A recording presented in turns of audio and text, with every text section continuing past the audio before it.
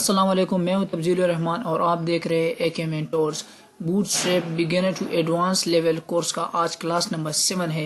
Class number 7 में आज हम कोरेसल के बारे में पढ़ेंगे कि एक्चुअली कोरेसल क्या है हमारे साथ, कोरेसल को हम किस तरह डिज़ाइन करेंगे। कोरेसल मींस स्लाइडर्स।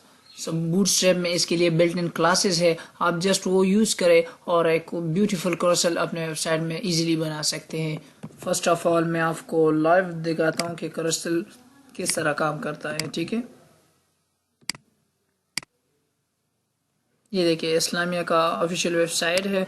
उन्होंने एक कोरेसल मीन स्लाइडर यूज़ किया है जो आफ्टर 2 या 3 सेकंड बाद पिक्चर चेंज होता है। आप इधर से मैन्युअली भी चेंज कर सकते हैं, इस पर क्लिक करें। इस किस्म के स्लाइडर को आप किस तरह बूटस्ट्रैप में डिज़ाइन करेंगे। आज के क्लास में हम जस्ट ये सीखेंगे कि आप स्लाइडर को किस तरह बनाएंगे। चलते हैं प्रैक्टिकल वर्क की तरफ।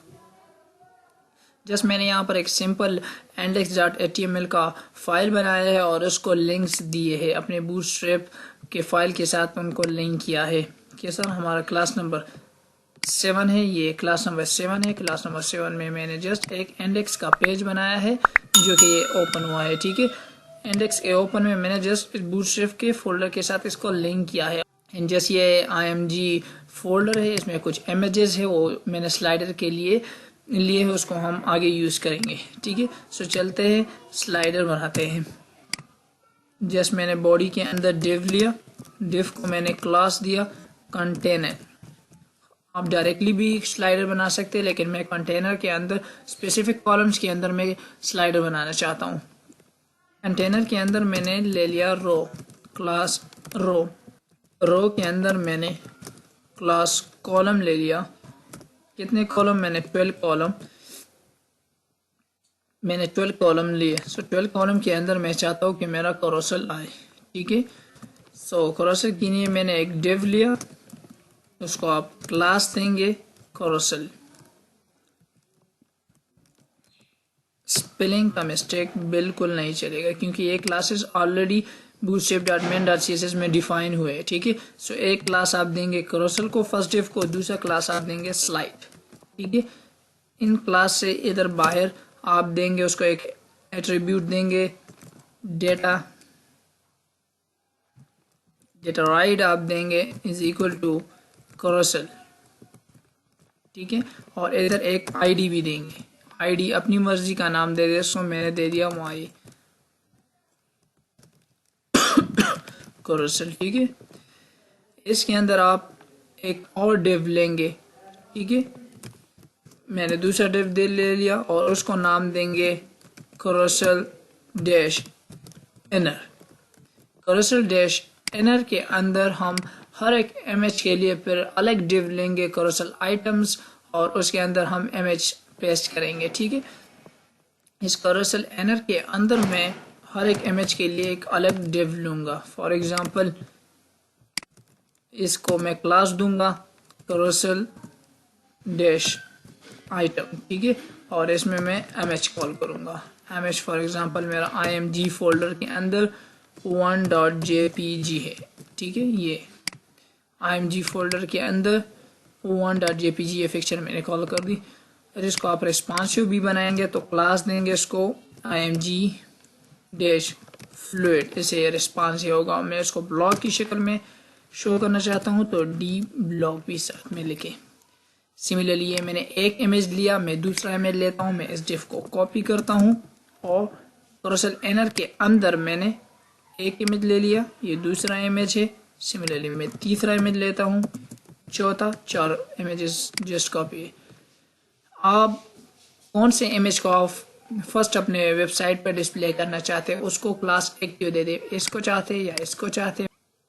मैं इस इमेज को एक्टिव करना चाहता हूँ, मैंने इसको लिख दिया, क्लास दे दिया एक्टिव। ठीक है, इधर मैं 2 करता हूँ 2.jpg, 3.jpg, 4.jpg।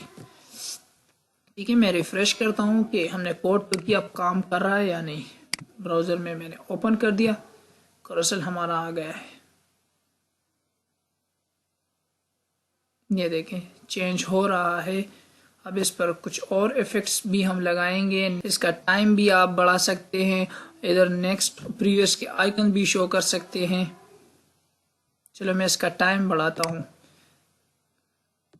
इधर आप मेन डिव में लिखेंगे data interval is equal to 1000 millisecond में आप देंगे।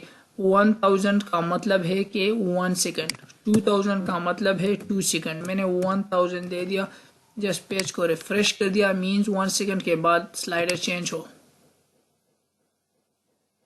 देखिए 1 सेकंड के बाद स्लाइडर चेंज हो रहा है। अब मैं आता हूँ आइकन्स लेता हूँ कि मैं अपनी मर्जी से यहाँ पर क्लिक करूँ तो नेक्स्ट जाए, यहाँ पर क्लिक करूँ तो प्रीवियस जाए, वो आइकन शो हो और काम भी करे। तो किस तरह करेंगे, जस्ट डिफ करोसल एनर, ये इधर एंड हुआ है, करोसल एनर एंडेड, इसको मैंने कमेंट कर दिया, मुझे पता चल रहा है कि करोसल एनर इधर एंड हुआ है। इसके बाद आपने एंकर टैग लेना है, ठीक है। इसके बाद मैंने एंकर टैग ले लिया। एंकर टैग को href में आप आईडी देंगे। हैश दिया मैंने इसलिए कि मैं आईडी ले रहा हूँ। ये जो आईडी ऊपर आपने डिफाइन की है, इसको मैंने कॉपी किया, यहाँ आईडी में कॉल कर दिया, ठीक है। इस वाले कर्सर पर मैं नेक्स्ट और प्रीवियस के कंट्रोल अप्लाई करना चाहता हूँ। इधर आप क्लास देंगे कर्सर कंट्रोल प्रीवियस, ठीक है। दूसरा एट्रीब्यूट देंगे data slide equal to previous, और इसके अंदर मैं आइकन शो करना चाहता हूँ प्रीवियस का। मैंने सिंपल स्पेन टैग लिया, स्पेन टैग को क्लास देंगे cursor control previous dash icon class देंगे, तो सिंपल आइकन वाला प्रीवियस वाला आइकन शो होगा और काम भी करेगा, ठीक है। मैं इसको कॉपी करता हूँ। सिमिलरली मैं नेक्स्ट के लिए भी एक आइकन लेना चाहता हूँ, तो क्लास देंगे कर्सर कंट्रोल नेक्स्ट, प्रीवियस की जगह इधर नेक्स्ट आ जाएगा और इधर प्रीवियस की जगह नेक्स्ट आ जाएगा, mean cursor control next icon. जैसे ही मैं पेज को रिफ्रेश करता हूँ, ये देखें, ये इधर आइकन आपको शो हो रहा है, ठीक है। ये देखें इस साइड पर भी ये आइकन यहाँ शो हो रहा है, इजीली चेंज हो रहा है, ठीक है। हमारे साथ कर्सर आ रहा है। फॉर एग्जांपल मैं 12 कॉलम नहीं, मैं 8 कॉलम में लेना चाहता हूँ। मैंने जिस कॉलम 8 कर दी तो ये 8 कॉलम में अरेंज हो जाएगा, ठीक है, और ये काम भी कर रहा है। नेक्स्ट है, अगर आप चाहते हैं कि एमएच के ऊपर कुछ टेक्स्ट आए, बटन आए, फॉर्म आए, जो भी लेना चाहते हैं, लेकिन एमएच के ऊपर वो किस तरह लेंगे। फॉर एग्जांपल मैं फर्स्ट इमेज के ऊपर कुछ लिखना चाहता हूँ, तो ये फर्स्ट इमेज यहाँ पर कॉल हुआ है, जस्ट इसके नीचे क्लिक करें, एक और डिव ले, उसको क्लास दे कर्सर डैश कैप्शन क्लास, उसको दे कर्सर कैप्शन क्लास दे, और इधर जो भी आप लेना चाहते हो ले, टेक्स्ट ले, हेडिंग्स दे, बटन्स ले। मैंने जस्ट एक स्त्री हेडिंग ले दिया, वेलकम टू CIT बैच 1 मैंने लिख दिया, ठीक है। जैसे ही मैंने पेज को रिफ्रेश किया तो ये देखिए वेलकम टू CIT बैच 1 इसके ऊपर लिखा हुआ रहा है, ठीक है। इधर मैं बटन भी ले सकता हूँ, मैंने जस्ट ले लिया बटन, टाइप कर दिया उसका बटन, क्लास उसको दे दिया BTN कौन सा, सक्सेस बटन में लेना चाहता हूँ। इधर मैंने लिख दिया अप्लाई ऑनलाइन, जस्ट प्रैक्टिस के लिए। तो ये देखिए बटन भी उसके ऊपर शो हो रहा है, ठीक है। खूबसूरत तरीके से बटन भी शो हो रहा है स्लाइड पर, और टेक्स्ट भी मैंने अरेंज कर दिया। इसको आप कलर दे सकते हैं, इस पर आप CSS से बहुत कुछ कर सकते हैं, ठीक है। अगर आप चाहते हैं कि ये तो इमेज के ऊपर आ गया, अगर आप चाहते हैं कि इधर साइड पर कुछ इमेज के साथ कुछ डिस्क्रिप्शन आए, कुछ टेक्स्ट आए, तो वो किस तरह करेंगे। जस्ट मैं फॉर एग्जांपल 2 नंबर के साथ कुछ लिखना चाहता हूँ, लेकिन इमेज के नीचे आए, तो कर्सर कैप्शन वाला डिव आप ना ले, डायरेक्टली आप यहाँ पर स्टार्ट करें। मैंने H4 में आप जो भी लिखना चाहते हैं मैंने लिख दिया, welcome to CIT batch 1। Welcome to CIT batch 1 मैंने लिख दिया। जस्ट मैंने पेज को रिफ्रेश कर दिया। ये तो इमेज के ऊपर मैंने टेक्स्ट लिया था और बटन लिया था, ये सेकंड वाले इमेज के नीचे ही यहाँ पर शो हो रहा है और स्लाइड भी कर रहा है। ठीक है। सिमिलरली अगर आप इमेज के ऊपर कोई इनपुट फील्ड लेना चाहते हैं तो जस्ट यहाँ पर आए, डिव ऊपर लेना चाहता हूँ तो करोसल कैप्शन और यहाँ पर फॉर्म ले। फॉर्म में फॉर्म आप किस तरह लेंगे मैंने पिछले क्लास में डिस्कस किया था, क्लास फॉर्म ग्रुप, और इधर मैं एक इनपुट फील्ड जस्ट शो करना चाहता हूँ टेक्स्ट का, और उसको क्लास देंगे फॉर्म कंट्रोल। बूटस्ट्रैप में ऑलरेडी डिफाइन हुआ है। पिछले क्लास में मैंने डिटेल के साथ इसको पढ़ाया था कि फॉर्म कंट्रोल फॉर्म ग्रुप का क्या मतलब है। एक इनपुट फील्ड मैंने लिया, दूसरा मैं एक बटन भी साथ में लेना चाहता हूँ। इधर आप बटन फॉर्म कंट्रोल वैल्यू दे, आप सर्च मैंने लिख दिया, जस्ट सर्च लिख दिया, और इधर क्लास मैंने इसको दे दिया, सॉरी इधर ही फॉर्म कंट्रोल के साथ आप क्लास दे BTN सक्सेस क्लास मैंने दिया। सेव कर दिया, रिफ्रेश कर दिया तो ये देखिए पहले स्लाइड पर, दूसरे स्लाइड पर, ये तीसरे स्लाइड पर मैंने फॉर्म लिया था, सर्च का बटन भी लिया था। ठीक है। सो स्लाइडर यानी इमेज के ऊपर आप जो भी लेना चाहते हैं, आप उसके ऊपर फॉर्म्स ले और उसके ऊपर बटन्स ले, टेक्स्ट ले, जो भी लेना चाहते हैं इजीली आप ले सकते हैं। जस्ट यहाँ पर सिंपल तरीका है वो आप फॉलो करें, इजीली आप स्लाइडर बना सकते हैं। इधर हमारे साथ हमने 8 कॉलम यूज़ किए थे, ठीक है ना, 8 कॉलम मैंने यूज़ किए थे। सो कितने कॉलम हमारे साथ रहते हैं? 4 कॉलम्स रो में अब भी बाकी है। डिव क्लास कॉल SM4, सो 8 और 4 कितने हो गए? 12 हो गए। इसमें मैं कुछ डमी टेक्स्ट लेना चाहता हूँ। ठीक है, जैसे ही मैं पेज को रिफ्रेश करता हूँ ये देखें 8 में ये अरेंज हो गया, 4 में वो डमी टेक्स्ट अरेंज हो गया। ठीक है। एक और चीज़ आपको समझाना चाहता हूँ कि इधर आपने करोसल कैप्शन, यहाँ पर आपने एक और क्लास लिखना है। अगर आप इस टेक्स्ट को स्मॉल डिवाइसेस पर शो नहीं करना चाहते और आप चाहते हैं कि जस्ट मीडियम और लार्ज डिवाइसेस पर ये शो हो, लेकिन जैसे ही मैं इसको स्क्रीन को छोटा करूँ या मोबाइल पर देखूँ तो ये टेक्स्ट गायब हो, ये शो ना हो, तो क्या कोड आप लिखेंगे? जस्ट यहाँ पर लेके डी नन मीन्स के ये टेक्स्ट शो ना हो स्मॉल डिवाइसेस पर, और लार्ज मीडियम और लार्ज पर शो तो आप लिखेंगे DMD-ब्लॉक।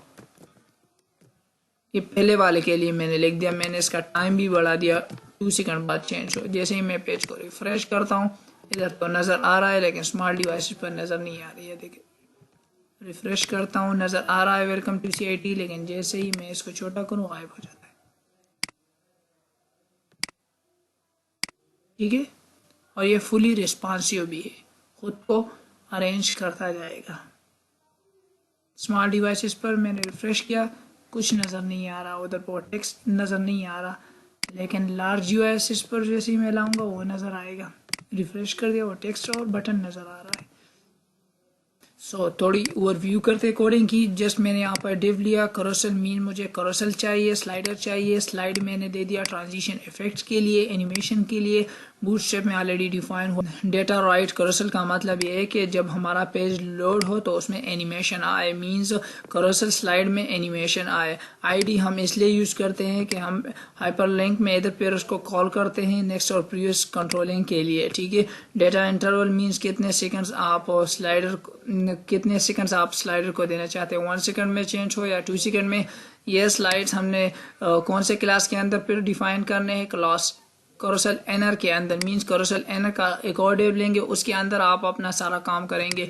करोसल आइटम मीन्स आपका करोसल का आइटम कौन सा है, कौन सा इमेज आप लेना चाहते हैं, उसको करोसल आइटम में लेंगे। एक्टिव का मतलब है कि जो क्लास आप, जो इमेज आप एक्टिव करें तो फर्स्ट वो डिस्प्ले होगा। ठीक है। यहाँ पर हमने इमेज ले लिया। एमएस फ्लूट का रिस्पॉन्सिव के लिए डी ब्लॉक मीन ब्लॉक की शक्ल में शो हो। इधर अगर आप पिक्चर के ऊपर कुछ लिखना चाहते हैं तो सिंपल करोसल कैप्शन दे तो पिक्चर के इमेज के ऊपर आप लिखाई पेयर करेंगे। डी नॉन का मतलब है कि स्मॉल डिवाइसेस पर शो ना हो। डीएमडी ब्लॉक का मतलब है कि लार्ज या मीडियम डिवाइसेस पर ये टेक्स्ट जो भी इसके अंदर है वो शो हो। ठीक है, नेक्स्ट हमने दूसरा पिक्चर के लिए करोसल आइटम लिया है। सिमिलरली तीसरे के लिए दूसरे में हमने जस्ट टेक्स्ट लिया है विदाउट करोसल कैप्शन मींस इमेज के नीचे शो हो। इधर हमने करोसल कैप्शन लिया है और इसके अंदर मैंने फॉर्म शो किया है, जस्ट एक इनपुट फील्ड और एक बटन। सिमिलरली लास्ट वन में मैंने कुछ शो नहीं किया, जस्ट इमेज शो किया है। लास्ट में करोसल एनर के बाद करोसल एनर यहाँ से शुरू हुआ, यहाँ पर एंड हो गया। करोसल एनर के बाद मैंने हाइपर लिंक दिया है। हाइपर लिंक में मैंने आईडी कॉल की है, आईडी जो मैंने ऊपर लिखी थी मेन करोसल में। ठीक है, और उसको क्लास ही carousel control previous means previous icon पर जब आप क्लिक करेंगे तो उसको कंट्रोलिंग इधर से मिलती है। ठीक है, सिमिलरली डेटा स्लाइड हमारे साथ जस्ट 2 वैल्यूज एक्सेप्ट करता है, previous and next. Similarly next icon पर जब हम क्लिक करेंगे तो नेक्स्ट इमेज की तरफ वो जाएगा, वो कंट्रोलिंग उसे यहाँ से मिल रही है। और आइकन्स जस्ट हमने स्पेन के टैग में हमने जस्ट क्लास डिफाइन किया, carousel control previous icon, similarly carousel control next icon. So इससे हमारा स्लाइडर बन गया। सो आप अपने प्रोजेक्ट में इसको इजीली यूज कर सकते हैं। जब भी आपको स्लाइडर की जरूरत पड़े जस्ट इस कोड को कॉपी करें और स्पेसिफिक एरिया पर जहां पर आपको स्लाइडर की जरूरत हो वहां पर पेस्ट करें या खुद बनाएं। इस पर से ज्यादा प्रैक्टिस करें तो प्रैक्टिस से ही आपको ये क्लासेस खुद बहुत मेमोराइज हो जाएंगे, फिर आप इजीली इसको बना सकेंगे। सो आज के क्लास के लिए जस्ट इतना ही काफ़ी था। इंशाल्लाह नेक्स्ट क्लास में कुछ और टॉपिक्स के साथ मिलेंगे, तब तक के लिए इजाज़त चाहिए। अल्लाह हाफिज़।